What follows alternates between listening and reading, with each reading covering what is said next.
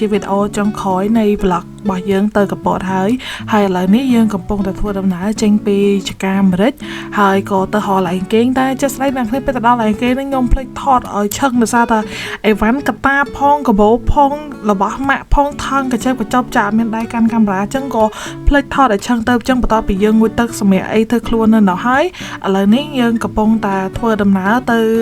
ខាង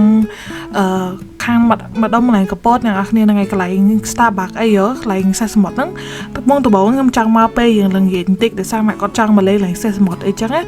ស្រាប់តែពេលហើយក៏អស់កន្លងពេលអ្នកគ្នានាំគ្នាសង្ងំគេងមកសតោទៅស្រាប់ងើបមកវាយើងជ្រុលមកឥឡូវនេះយើងក៏ធ្វើដំណើរជិះដើរលេងមកជុំមើលទេសភាពអីគេយប់ឡើងអីចឹង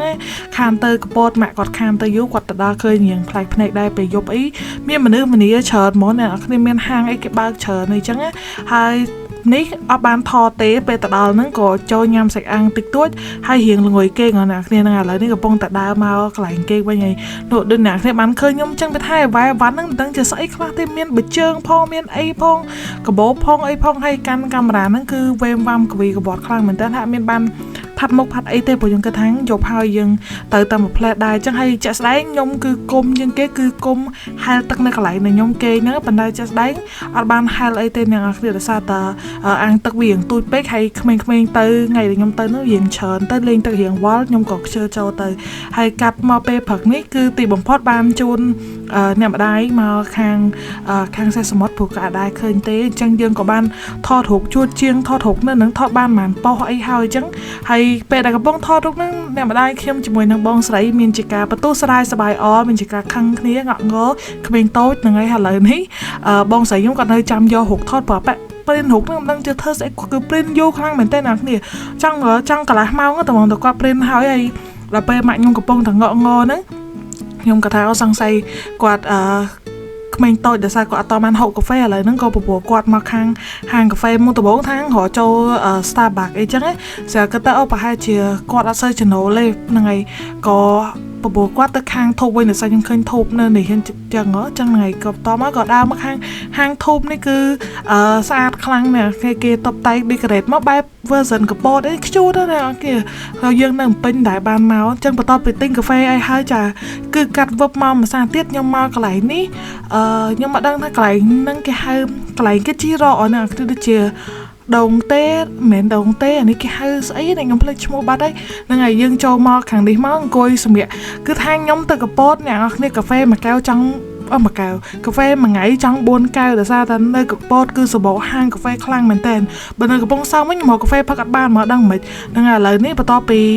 មកដល់កន្លែងញ៉ាំអីហើយខ្ញុំបកទៅវិញដើម្បីយកក្រែមទិញក្រែមមកភ្លេចទុកនៅក្នុងឡានវល់លាយចោលពេលហ្នឹងជាតិញ៉ាំបាយស្រូបនៅពេលព្រឹកមួយសាដែរហើយឥឡូវនេះយើងចេញមកកន្លែងនេះគេមានជីរកគេមានសកម្មភាពច្រើននៅកន្លែងខ្ញុំអង្គុយហ្នឹងហើយគេមានហាងមានអីឲ្យយើងញ៉ាំបាយអីចឹងទៅប៉ុន្តែចេះស្ដែងពួកខ្ញុំអត់ញ៉ាំអីទៅនេះទេព្រោះអីយើងរៀងបញ្ញាប់ទៅពេញវិញដែរអញ្ចឹងហ្នឹងហើយអញ្ចឹងឥឡូវហ្នឹងកំពុងតែនៅក្នុងវីដេអូនេះមិនដឹងដែររៀបរាប់អីខ្លះគាត់ថាកន្លែងដែលខ្ញុំទៅនេះគឺស្អាតណាស់ណាគ្នា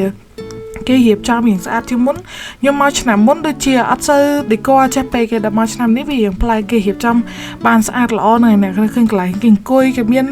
ទូកមានអីចឹងណាគឺខ្ជូតហ្មងហើយពេលហ្នឹងអ្នកខ្ញុំចង់ជិះខ្សែរ៉កខ្លាំងមែនតើខ្ញុំមកឃើញគេជិះខ្សែរ៉កហ្នឹងម្ដងជា2ដងហើយខ្ញុំគុំច្រើនដងតែនៅតែអត់បានជិះដោយសារតែខ្ញុំលើសគីឡូខ្លាំងចឹងទៅយើងអត់ហ៊ានបន្ថយបន្ថានក្នុងការជិះអីចឹងណាចឹងមានធ្វើអីបានតែមើលបងស្រីគាត់ជិះហើយបងស្រីខ្ញុំឲ្យតែមកដល់កន្លែងនេះហ្នឹងគឺគាត់ជិះខ្សែរ៉ករហូតខ្សែរ៉កហ្នឹងដូចជាគិតម្នាក់$10ហ្នឹងហើយចឹងពេលដែលយើងទៅហ្នឹងគាត់ប្រាប់យើងរបៀបជិះកើតបំពាក់អាខ្សែសុវត្ថិភាពហើយអីដែលសំខាន់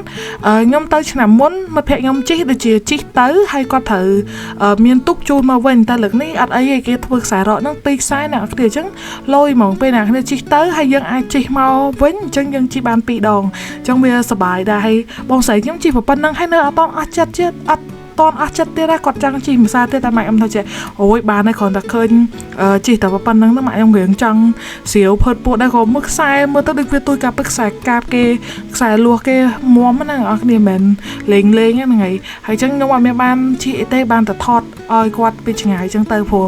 ជាស្ដីបងស្រីខ្ញុំគាត់ចង់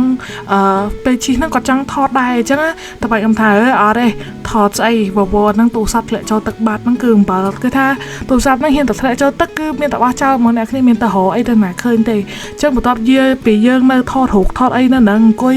សម្រាប់ខ្លួនឡានអីរៀងទៅចុះត្រជាក់តិចហើយយើងក៏ធ្វើដំណើរទៅខាងកពតគាត់ថាពេលដែលពួកខ្ញុំមកខាងកែបពីឃើញក្តាមប៉ុណ្ណានេះជាងខាងកពតហ្នឹងហើយយើងក៏ជិះឡានមកលេងនៅខាងកែបនេះប៉ុន្តែពេលមកដល់ខាងកែបនេះគឺមកតែមួយឡានទេដោយសារតែមួយឡានទៀតបងនៅខាងនោះគាត់មានមិត្តភក្តិគាត់ផ្សេងទៀតគាត់ត្រូវជួបគ្នានៅកន្លែងទឹកឈូទឹកឆាកន្លែងតាដែរអញ្ចឹងហើយពួកខ្ញុំដូចជាអត់ចង់ចំណូលទៅខាងនោះទេចង់មកឃើញសមុទ្រអ្នកគ្នាមកកពតអត់ឃើញសមុទ្រវាដូចអត់អស់ចិត្តមកកពតហើយអត់មកកែបវាអត់អស់ចិត្តយើងត្រូវឆ្លៀតមកមើលហើយឆ្នេរនេះគឺឆ្នេរស្អាតមកអ្នកគ្នាហើយខ្ញុំមួយម៉ាក់ក៏ដែរឃើញតែបានបងស្រីគាត់មើល map ជូតមកអីចឹងដំណើរកំសាន្តរបស់យើងមានតែប៉ុណ្្នឹងទេពេលខ្ញុំជិះមកដល់ឆ្នេរនេះលបាក់ម៉ោង2:10:71ហើយយើងក៏ទិញអីញ៉ាំតិចតួចហើយយើងក៏ជិះមកដល់ផ្ទះហើយថ្ងៃហ្នឹងមកទេរៀងលឿនដែររបៀបលបាក់ម៉ោង4ម៉ោងអីហ្នឹងដល់បំពេញវិញហើយអញ្ចឹង vlog យើងទីបំផុតនៅកពតមានតែប៉ុណ្្នឹងទេជួបគ្នានៅក្នុង vlog ក្រោយទៀតបាយបាយ